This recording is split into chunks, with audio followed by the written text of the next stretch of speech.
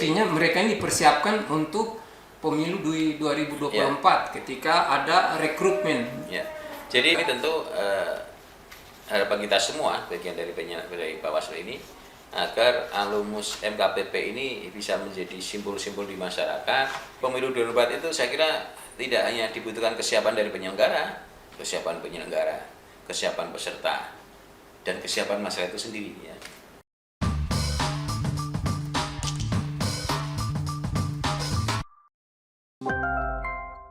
Assalamualaikum warahmatullahi wabarakatuh. Saya Jamrin, Ketua Bawaslu Provinsi Sulawesi Tengah, dalam podcast Bawaslu Provinsi Sulawesi Tengah. Kali ini kita akan membahas tentang tema utama kita adalah SKPP Bawaslu Provinsi Sulawesi Tengah.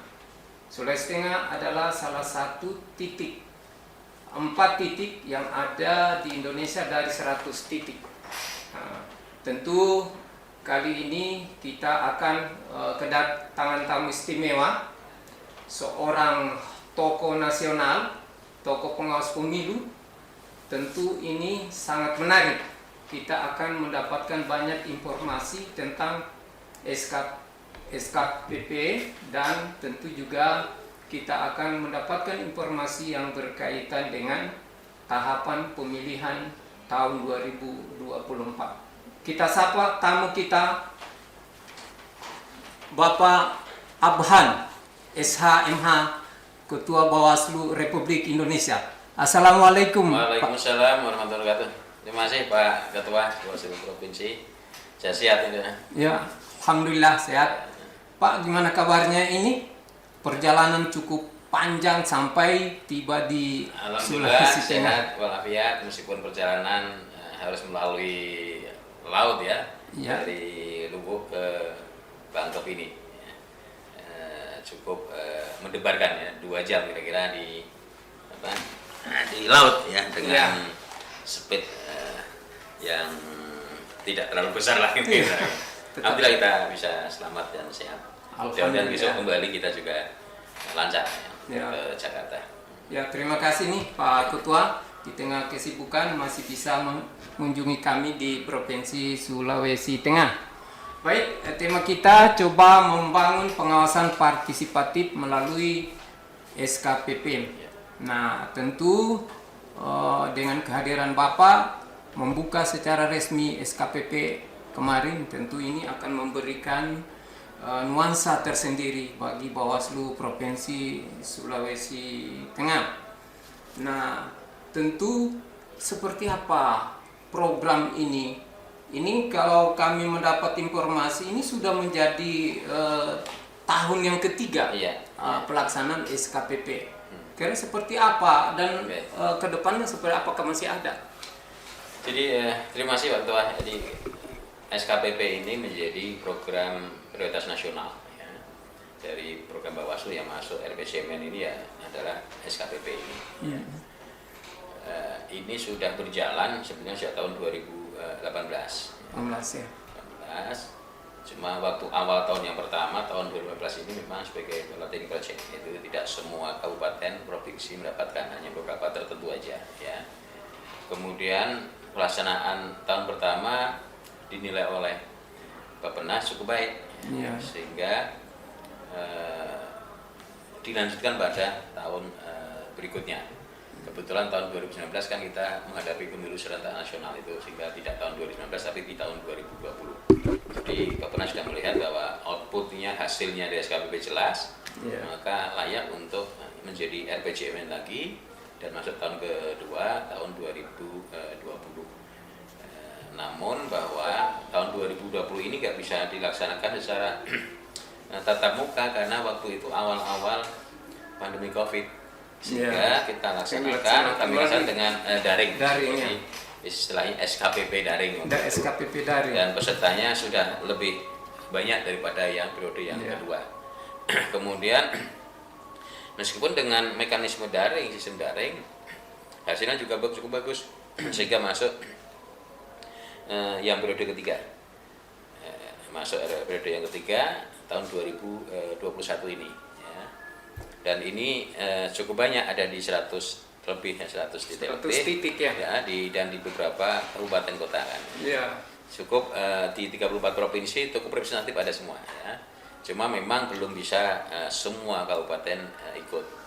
Ya, meskipun kalau melihat antusias dari peserta ini sangat antusias betul dari Ini masyarakat mendatang cukup besar ya. Mungkin dari Sulteng Pak Kota juga mengetahui berapa pesertanya yang cukup kita butuhkan, misalnya 370 atau berapa peserta yang sampai hampir 500. Hampir 500 lebih, itu artinya antusiasme ini tinggi. Dan mudah-mudahan SKPP ini akan terus ya berkembang, dan harapan kami mudah-mudahan di tahun-tahun berikutnya tetap menjadi prioritas nasional dan bisa menjadi masuk RPJMN. Seandainya tidak masuk RPJM, tapi saya kira ini bisa tetap jalan ya. Program ini tetap jalan, sinergitas antara sinergitas antara Bawaslu sebagai lembaga pengawas pemilu dengan masyarakat. Apalagi nanti menghadapi pemilihan 2024. Pak Ketua, seberapa penting SKPP ini bagi Bawaslu dalam rangka peningkatan kualitas pemilu itu?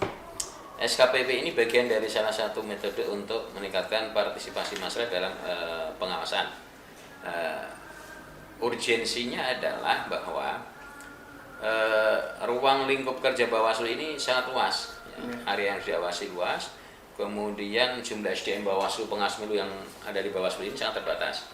Bawaslu pusat RI hanya ada 5, provinsi 5, ada 7, kemudian kabupaten kota ada 3 dan ada 5, kecamatan 3, desa 1, TPS 1. Kalau dibandingkan dengan area yang harus diawasi, tidak sebanding ya. Maka ini tentu perlu mendorong partisipasi masyarakat. Nah, dengan sekolah kader pengawas partisipatif ini, anak-anak muda yang kita rekrut ini nanti bisa menjadi simpul-simpul penggerak partisipasi masyarakat di daerah masing-masing di masyarakat. Mereka akan menularkan ilmu-ilmu kepengawasan itu ke masyarakat atau membumikan pengawasan nilai pengawasan di masyarakat dalam menghadapi pemilu pemilihan, gitu kan.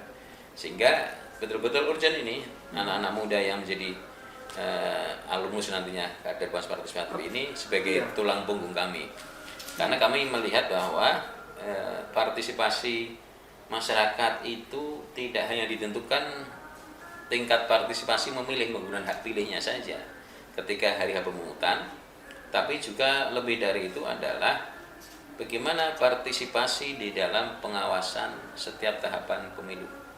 Karena kalau kita melihat dari beberapa pemilu pemilihan, partisipasi masih kurang masif gitu kan. Ini buktinya diindikasikan dengan laporan masyarakat itu masih kecil dibanding dengan temuan dari Bawaslu. Artinya apa? Bahwa temuan ini karena kerja dari Bawaslu. Kalau laporannya ke masyarakat. Jadi laporan inilah kita dorong dengan pengawasan partisipatif. Masyarakat tidak antipati terhadap proses demokrasi, masyarakat tidak antipati terhadap pemilu ya, tapi punya care ya, agar pemilu ini dari tahun ke tahun semakin baik ya. Potensi-potensi pelanggaran yang masih bisa kita tekan, misalnya money politik, ujaran kebencian dan sebagainya, politisasi sara.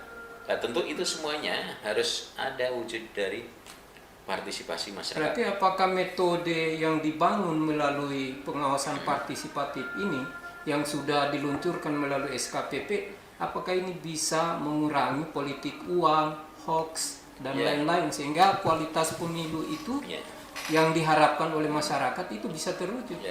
Tentu harapannya ke sana ya, agar nanti banyak pengawas partisipatif, maka ada kepedulian terhadap proses pemilu, maka pelanggaran-pelanggaran yang merusak proses demokrasi ini, yang mencederai ya, proses demokrasi atau pemilu ini juga mudah-mudahan bisa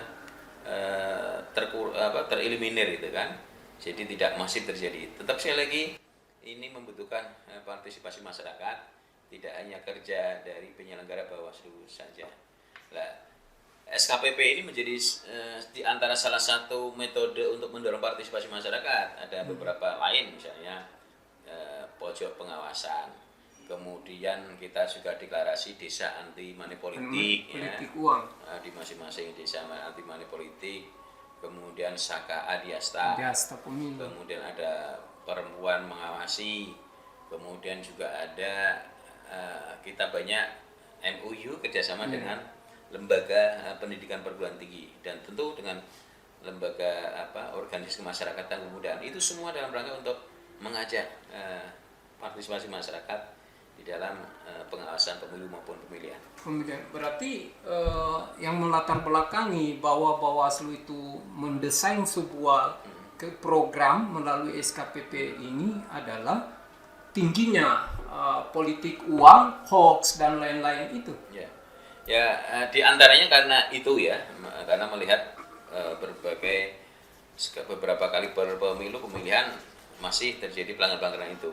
Tapi sisi lain bahwa pemilu ini kan bukan hanya milik penyelenggara, tetapi seluruh elemen masyarakat. Ya. Untuk bisa mewujudkan pemilu demokrasi yang luber dan jurdil, tentu harus ada keterlibatan dari seluruh elemen masyarakat. Itulah saya kira yang menjadi latar belakang perlunya SKPP, perlunya partisipasi masyarakat di dalam pemilu dan pemilihan ini. Sasaran dari SKPP atau mekanisme ini kepada siapa saja ini? Sehingga dalam proses rekrutmen yang begitu animo masyarakat ini, apakah hanya sasarannya itu pemilih pemula atau masyarakat umum juga bisa, atau seperti apa? Ya, artinya terbuka ruang-ruang kemarin ketika ruang-ruang partisipatif itu sangat terbuka. Tidak dibatasi pada siapapun. Pemilih pemula ya. Cuma ketika di dalam ruang lingkup yang SKPP tentu ada parameter ya. Parameternya tentu harus punya integritas ya, punya dedikasi yang baik, kemudian punya semangat untuk bisa mendorong partisipasi masyarakat. Sehingga memang sebagian besar adalah kaula muda, anak-anak muda. Tetapi dalam skup yang besar, partisipasi masyarakat tentu tidak dibatasi oleh anak-anak muda aja. Semua pihak, semua elemen masyarakat bisa menjadi pengawas partisipatif ya, untuk kepentingan partisipasi pengawasan pemilu dan pemilihan. Baik, Pak Ketua. Dalam program SKPP ini, nah di satu sisi Bawaslu itu mendapat manfaat dengan lahirnya kader-kader pengawas pemilu. Nah, bagaimana mereka ini? Apa alumni ini mau dikemanakan? Apa yang harus dilakukan oleh Bawaslu terhadap alumni? Apakah mereka ini memang dipersiapkan untuk menjadi penyelenggara ad hoc, atau memang hanya sekedar program kemudian masyarakatlah diharapkan untuk bisa melakukan menanamkan nilai-nilai pengawasan partisipatif itu? Tujuan utama dari program ini adalah tentu untuk mendorong partisipasi masyarakat menjadi ikut terlibat dalam pengawasan pemilu seluas-luasnya ya. Nah, artinya apa? Bahwa soal nanti alumnus ini kemudian berkeinginan bergabung di penyelenggara, saya kira nggak ada salah gitu kan, mau di penyelenggara KPU maupun Bawaslu. Tetapi juga tidak kalah penting manakala mereka alumnus ini tidak masuk di dalam penyelenggara, karena slot penyelenggara ini kan juga terbatas. Tetapi menjadi voluntary, menjadi pengawas partisipatif ya, bisa menjadi pemantau pemilu atau pemilihan yang intinya mereka ikut partisipasi di dalam pengawasan tahapan pemilu pemilihan. Dan ini kan sesuai dengan tagline Bawaslu, Bawaslu itu bersama rakyat awasi pemilu. Jadi seluas-luasnya kami Bawaslu mengajak rakyat, mengajak publik untuk mengawasi. Karena akan baik demokrasi ini manakala memang semakin banyak orang yang terlibat di dalam pengawasan partisipatif ya. Jadi ruang-ruang yang peserta mau berbuat curang misalnya, karena pemilu ini punya potensi. Peserta itu saya katakan punya potensi untuk berbuat curang. Nah, kalau kemudian mata pengawas itu banyak ruang-ruang itu semua diisi oleh mata-mata pengawas, maka tentu akan berpikir ulang manakala peserta-peserta ini yang tadi berpotensi melakukan pelanggaran untuk mengurungkan niatnya melakukan pelanggaran, sehingga demokrasi ini bisa baik, demokrasi ini berintegritas, pemilu ini bisa luber dan jurdil, itulah harapan. Berarti kata kuncinya mereka ini dipersiapkan untuk pemilu 2024 ketika ada rekrutmen. Ya. Jadi tidak hanya dipersiapkan untuk itu, tapi pada intinya adalah dipersiapkan untuk nantinya ikut berpartisipasi di dalam pengawasan pemilu. Nah, ke depan yang paling dekat adalah pemilihan serentak tahun 2024. Dan ini adalah yang pertama kali bangsa Indonesia akan menggelar serentak pemilu jadi 7 surat suara, gitu kan. Nah, ini tentu kita membutuhkan banyak partisipasi masyarakat. Gitu. Pak Ketua, ini saat ini Bawaslu sedang merancang sebuah regulasi ya, atau mengusulkan dalam beberapa tentu peraturan Bawaslu. Nah, sudah sejauh mana kesiapan Bawaslu dalam rangka menghadapi pemilu? Nah, kemarin kita sudah bisa menyaksikan bahwa rapat di Komisi 2 belum memutuskan baik itu tahapan maupun pelaksanaan. Nah, ini bagaimana Bawaslu menyikapi atau langkah apa nanti dalam pertama Bawaslu menyiapkan kader-kader tadi sudah melalui SKPP, lalu tentu regulasi juga sangat penting. Termasuk juga bagaimana di Komisi 2 bisa memberikan dukungan. Jadi persiapan Bawaslu dalam menghadapi pemilu 2024 saya kira tidak hanya dari aspek regulasi saja, tapi hal-hal yang lain soal SDM dan sebagainya, dan SKPP ini bagian dari juga untuk mempersiapkan pemilu 2024 ya. Sambil sembari kita menunggu memang keputusan akhir dari pemerintah bersama-sama dengan DPR, Komisi 2 dan penyelenggara. Kapan tahapan ini dimulai? Memang sejak kemarin baru tanggal 16 RDP belum ada keputusan, ya kita akan menunggu RDP berikutnya, dan harapan kami mudah-mudahan dalam waktu secepatnya sudah ada putusan terkait penetapan tahapan pemilu dan pemilihan. Prinsipnya bahwa Bawaslu saat ini juga sudah menginventarisir ya beberapa hal soal regulasi. Jadi misalnya bagaimana regulasi pengawasan, tata laksana pengawasan seperti apa, mungkin di Perbawaslu pengawasan, apakah Perbawaslu pengawasan yang kemarin dalam mutarlih dan sebagainya misalnya, dan pengawasan kampanye, tentu pengalaman 2019 dan pengalaman 2020 Pilkada menjadi bahan evaluasi untuk menyempurnakan regulasi Perbawaslu mana yang kurang ya. Kalau yang baik sudah kita pertahankan, yang kurang kita perbaiki. Dari sisi penanganan pelanggaran ini juga sama. Dari di sisi penyelesaian sengketa proses juga sama, regulasinya seperti apa. Dari sisi proses SDM rekrutmen seperti apa. Itu semua saya kira kami sudah Bawaslu sudah bekerja untuk menyiapkan berbagai persiapan dari sisi aspek regulasi, tentu dengan mengacu pengalaman yang sudah dilakukan pada tahun 2020 dan 2019. Selain itu, apakah ada terobosan, misalnya soal peningkatan kapasitas daripada penyelenggara tingkat provinsi, kabupaten, bahkan tingkat ad hoc nantinya? Kira-kira seperti apa? Terobosan yang sudah kami lakukan pada periode kami ini, pertama menghadapi dulu pemilu 2019 dimulai dari soal rekrutmen jajaran penyelenggara mulai dari provinsi sampai tingkat ad hoc ini. Terobosan yang dilakukan dengan mekanisme tes tertulisnya CAT, saya kira itu terobosan baru ya. Itu bisa efisien dan sangat transparan ya. Nah, kemudian ini tentu akan jadi evaluasi itu kan, bagaimana meningkatkan proses yang transparan dan akuntabel ya. Apakah hanya cukup dengan CAT aja atau ada pembaharuan sebagainya ya, itu menjadi catatan untuk tentu harus lebih baik ya. Dan terobosan-terobosan lain saya kira di dalam hal misalnya saat ini di tengah pandemi COVID ya, maka banyak hal yang semuanya tidak bisa dilakukan dengan langsung daring, dengan langsung luring ya, tapi ada mekanisme daring ya. Nah tentu ini juga membutuhkan skill ya dalam bagaimana misalnya mekanisme pelaporan. Kita juga ada terobosan, ada Bawaslu pelaporan, tapi Bawaslu sudah lama, dan tentu misalnya soal pengajuan permohonan sengketa hasil laporan administrasi ini juga kita lakukan dengan mekanisme daring online. Itu terobosan yang kita lakukan karena kita tidak tahu apakah tahapan pemilu 2024 itu nanti pandemi Covid sudah reda atau belum.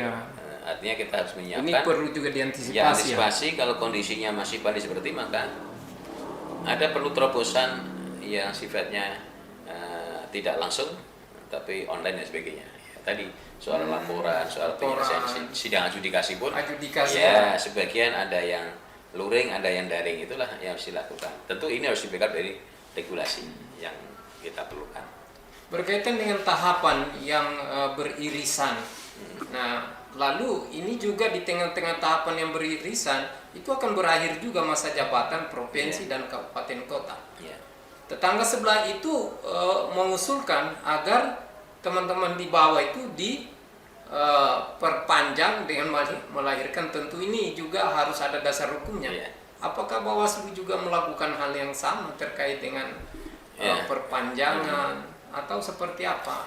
Ya, kondisi objektif memang terutama di jajaran Bawaslu Kabupaten. Bawaslu Kabupaten Kota ini kan akan berakhir 15 Agustus 2023.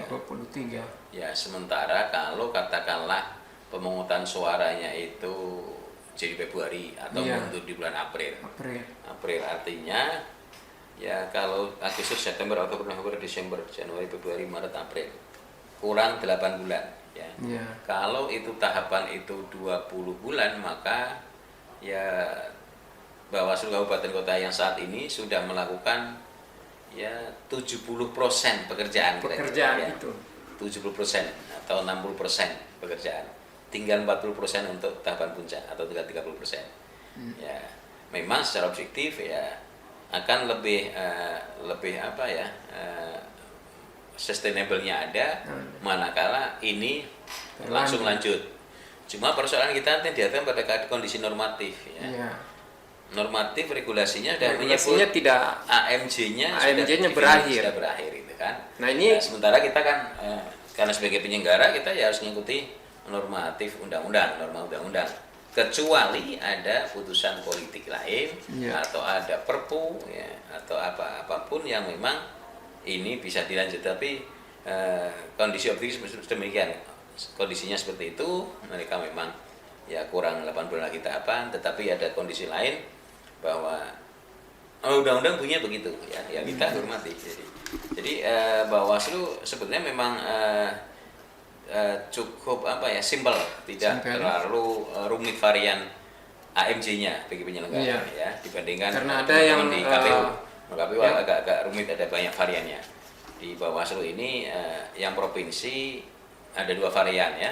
Varian yang pertama yang asal dulu 3 itu existing ya, itu nanti di tahun 2022 kalau tidak salah di bulan September atau Juli ya. September. Agustus, September. September. Kemudian yang penambahan di tahun 2023 ya sekitar bulan Juli atau apa. Ya. Itu udah varian. Kabupaten kotanya hanya 1 varian. Hanya 1 Agustus ya. 15 Agustus 2023 itu.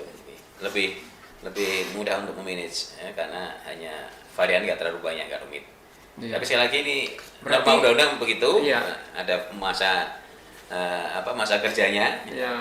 Bawaslu sudah mengantisipasi terkait dengan hal itu, termasuk juga ketika berakhir masa jabatan, lalu kita masuk dalam tahapan penetapan calon dan masuk proses sengketa pemilihan. Nah, ini juga perlu SDM yang artinya harapan kami mudah-mudahan besok siapapun yang ada di Bawaslu ke depan ya harus mempertimbangkan soal pertama integritas penyelenggara ini, kemudian kapabilitas itu juga harus diperhatikan betul ya karena ini tahapan sudah berjalan ya.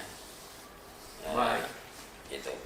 Pak Ketua, apa harapan ke depan terkait pengawasan partisipatif ini di 2024? Nah, sekarang ada 100 titik, bahkan dalam 3 tahun terakhir. Harapan 2024 terkait dengan SKPP ini seperti apa dan bisa nanti membantu Bawaslu dalam rangka seperti yang Pak Ketua jelaskan tadi untuk meminimalisir terjadinya politik uang. dan pelanggaran-pelanggaran masif Iya, yang lainnya masif. itu ya. Ya harapan kami tentu harapan kita semua bagian dari Bawaslu ini agar alumnus MKPP ini bisa menjadi simbol-simbol di masyarakat yang akan bisa menyebarkan virus-virus pengawasan, memberikan pengawasan, dan juga akan menggerakkan masyarakat untuk berpartisipasi dalam pengawasan partisipatif di pemilu dan pemilihan. Nah, persoalan apakah kemudian besok masih ada enggak, harapan kami memang mudah-mudahan masih tahun berikutnya masih ada program ini terus masuk RPJMN ini. Seandainya tidak masuk ada program RPJMN ini ya, tetapi substansinya itu bisa dijalankan dengan program-program yang rutin lah itu kan. Ini kan sebetulnya substansinya adalah melakukan pendidikan politik kepada masyarakat ya. Sosialisasi ya. Dan ini teman-teman saya kira bisa juga dijalankan dengan lembaga lain, misalnya dengan pemerintah daerah kabupaten kota. Kesbang Polinmas banyak punya program misalnya pendidikan politik. Saya kira bisa disinergikan antara program Bawaslu dengan programnya pemerintah daerah. Dalam ini Kesbang Polinmas atau bagian lain yang substansinya adalah melakukan pendidikan politik kepada masyarakat. Jadi pemilu 2024 itu saya kira tidak hanya dibutuhkan kesiapan dari penyelenggara, kesiapan peserta, dan kesiapan masyarakat itu sendiri ya, untuk memahami aturan main, regulasi, menjadi pemilih yang baik, yang punya integritas. Tentu harus dengan melalui proses politik itu. Ya. Nah, sarana-sarana ini bisa dilakukan dengan sosialisasi atau SKPP yang bisa dilakukan oleh Bawaslu maupun dengan lembaga-lembaga lain. Baik, Pak Ketua, terakhir kami ingin ada kata penutup atau kesan yang disampaikan agar ke depan Bawaslu dalam program SKPP ini bisa mencerahkan masyarakat. Silakan, Pak. Harapan kami mudah-mudahan kawan-kawan adik-adik yang menjadi bagian dari peserta sebagai pengawas partisipatif khususnya di Palu, di Provinsi Sulawesi Tengah ini yang ada di 4 titik tadi, mudah-mudahan akan hasilnya baik dan akan bisa menjadi simbol-simbol di masyarakat, nanti bisa mendorong partisipasi masyarakat seluas-luasnya untuk ikut terlibat di dalam pengawasan partisipatif dalam pemilihan 2024. Tentu program ini harus didukung oleh semua pihak ya, terutama partisipasi massa itu sendiri. Dan mudah-mudahan dengan melihat tingkat antusiasme ya peserta ini banyak, mudah-mudahan nanti alumnus ini juga bisa banyak mengajak masyarakat untuk ikut terlibat di dalam pengawasan partisipatif. Ya. Itu terima kasih. Iya, terima kasih. Senang sekali bisa berjumpa dengan narasumber kami dalam podcast Bawaslu Provinsi Sulawesi Tengah episode keempat. Tentu ini sangat mencerahkan dari apa yang disampaikan tadi. Terima kasih Pak Ketua Bawaslu Republik Indonesia. Baik, demikian bincang tentang SKPP dengan narasumber Ketua Bawaslu Republik Indonesia. Saya selaku Ketua Bawaslu Provinsi Sulawesi Tengah mengajak kepada kita sekalian untuk like, share agar podcast Bawaslu Provinsi Sulawesi Tengah bisa menjadi besar sehingga dapat memberikan informasi terkait dengan ilmu kepemiluan, pengawasan, dan proses persiapan pemilu tahun 2024. Terima kasih, saya Jamrin, Ketua Bawaslu Provinsi Sulawesi Tengah. Assalamualaikum warahmatullahi wabarakatuh. Waalaikumsalam warahmatullahi wabarakatuh. Terima kasih Pak Jamrin.